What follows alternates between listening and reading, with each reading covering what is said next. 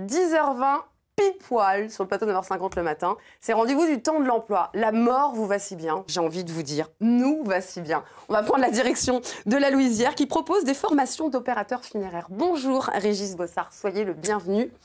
Alors, dites-nous en quoi consiste le travail d'un opérateur funéraire. D'accord. Avant tout, je voulais vous dire que notre CFA fait aussi des formations en fleuriste et commerce, en apprentissage. Et je voulais en profiter. Hier, il y a nos jeunes apprentis qui ont réalisé des bouquets. Donc je me suis dit, il faut que je marque le coup. Merci, tu me donnes mon bouquet ou pas? Voilà. C'est pour Alicia Faure. J'ai trouvé un bouquet que je vous... Eh ben, c'est très joliment réalisé. Merci à vous, les élèves, les étudiants. Merci beaucoup, ça me va droit au cœur. Tu vois, chérie, il y a des gens qui font des choses. Les fleurs, c'est pas compliqué quand même. Merci beaucoup en tout cas, merci, ça me touche beaucoup. Tu veux un pot? Allez, bah, je vais les mettre là. Allez, donc, opérateur funéraire. Donc, vous faites également donc, des formations fleuristes. J'ai l'impression que ça va être très compliqué. Vous faites très bien les choses. C'est pas grave, je vais trouver un pot pendant ce temps-là. Bah, merci Myrlène, voilà. Alors effectivement, nous avons ouvert une formation d'opérateur funéraire en septembre dernier, à la demande des professionnels. Hein. On a créé un comité de pilotage parce que beaucoup de professionnels trouvaient qu'il existait une formation de conseiller funéraire qui se faisait en 3 semaines, plus 2 semaines de stage, et c'était beaucoup trop court. Les professionnels trouvaient qu'il manquait un temps d'entreprise. Voilà. Donc, voilà, on est un centre de formation d'apprentis, nous y réfléchissez une formation longue, donc on a créé ça avec eux. Hein. C'est vraiment à la demande des professionnels, c'est pas inventé par nous-mêmes. Voilà. Alors, tout le monde n'est pas forcément prompt à être en contact de personnes décédées. Il faut quand même avoir un peu de cran. Est-ce qu'il y a des qualités humaines prérequises, pardon. Oui, et je pense que pour faire ce métier, il faut déjà avoir beaucoup d'empathie, hein, il faut avoir beaucoup d'écoute, il faut avoir un calme, mais il faut aussi avoir du commerce, du sens commercial, parce que c'est un métier qui est bien d'accompagner les familles, c'est un métier où on va organiser la cérémonie, mais aussi il y a tout un métier où on va proposer des prestations d'obsèques et de produits, donc... c'est vraiment un métier qui est ouvert à des gens qui, quand même, je le dis toujours d'une façon un peu particulière, un sens commercial, mais surtout un sens d'écoute. Qu'est-ce qui vous a amené, vous, à rentrer dans ce métier? Alors moi, j'y suis pas entré, hein. Je suis le directeur du centre de formation, mais en fait, moi, j'ai déjà un parcours autrefois où j'étais à mon compte. Hein. J'étais maître d'apprentissage dans le commerce. Ouais. Mais c'est des rencontres avec des amis qui travaillent dans les pompes funèbres et connaissant notre savoir-faire, on va dire, dans l'apprentissage, mais ils nous ont demandé de réfléchir à une formation longue où on prend son temps, où on apprend autant du savoir-être que du savoir-faire. C'est particulier quand même. Oui, c'est très particulier. Oui, c'est pour ça. Oui. Tout le monde ne peut pas faire ce métier. Hein. C'est une vocation. Je pense qu'on ne peut pas le faire par dépit. Hein. Oui, je cherche du travail, pas question, non. C'est un métier qui réclame, je pense, vraiment beaucoup d'écoute. Parce qu'on ne peut pas se permettre de vendre aussi de manière... Bien sûr, on est quand même en face de personnes qui sont en qui sont en détresse. Bien sûr. Et vous avez du mal à recruter? Alors, paradoxalement, la première promo, on a eu 8 personnes, alors qu'on n'avait que 2 mois pour trouver des apprentis. Donc non, on n'a pas de peine à recruter. En fait, notre difficulté, c'est de trouver des jeunes de moins de 30 ans, parce que pour être en apprentissage, il faut avoir moins de 30 ans.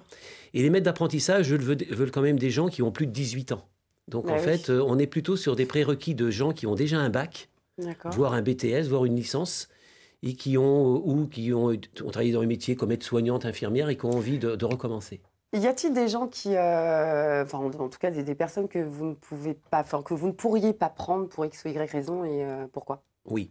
Le comité de pilotage composé de maîtres d'apprentissage des pompes funèbres m'ont demandé de réaliser d'abord un entretien de positionnement où, au travers de questions, de questionnaires et puis de réponses apportées... Qu'est-ce qui est disqualifiant alors du coup? Alors déjà, un manque de mobilité. On a beaucoup de personnes qui voudraient faire ces métiers mais qui voudraient rester tout près de chez eux. Or, il faut aussi des métiers où on ne va pas trouver une entreprise de pompes funèbres nécessairement tout près de chez soi. Mais avant tout, c'est des gens qui manqueraient de confiance en eux. Hein, je pense que c'est un métier ou alors les gens qui ont peur du sang. Ben oui, c'est ça. C'est ce que j'allais vous demander. Effectivement. Donc, quand je les reçois, je leur présente vraiment tous les attendus de cette formation. Hein, parce que dans cette formation, on n'est pas que conseiller funéraire. On va apprendre un moment à faire des toilettes mortuaires.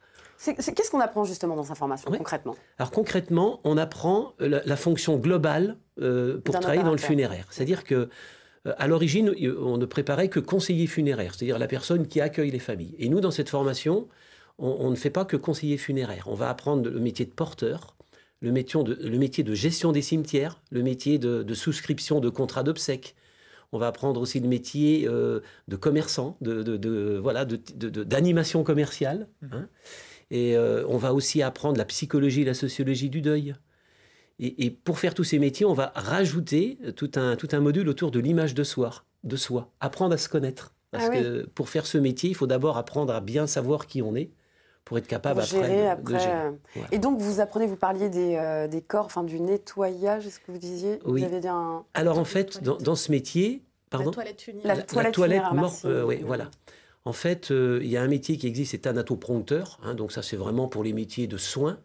Mais nous, on va plutôt voir avec nos apprentis. À un moment, il y a un module autour de la toilette mortuaire. C'est-à-dire que quand quelqu'un, malheureusement, est décédé, il faut l'habiller, il faut lui faire les premiers soins de visage, première toilette, pardon. Oui. Et donc, les gens qui sont en formation chez nous vont être amenés à faire ça aussi. Combien de temps durent les formations? Alors, cette formation dure 1 an, 14 semaines en entreprise, 14 semaines au CFA, au Centre de formation d'apprentis, et tout le reste en entreprise.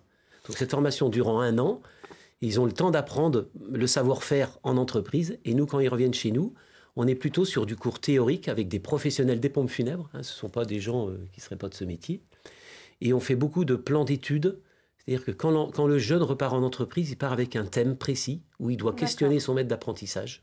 Et quand il revient, on fait une mise en commun. Pour terminer, à l'issue de ces formations, quels sont les pourcentages de chances de décrocher un emploi? Alors, si cette formation est créée, c'est que justement, il y a une forte demande d'emploi. Donc, sur la première promo des 8, on sait déjà que 5 maîtres d'apprentissage veulent les garder. D'accord. Et pour les 3 autres, de toute façon, ils seront en emploi derrière, parce qu'on sait déjà qu'ils ont été appelés par d'autres structures. Combien ça gagne un opérateur funéraire?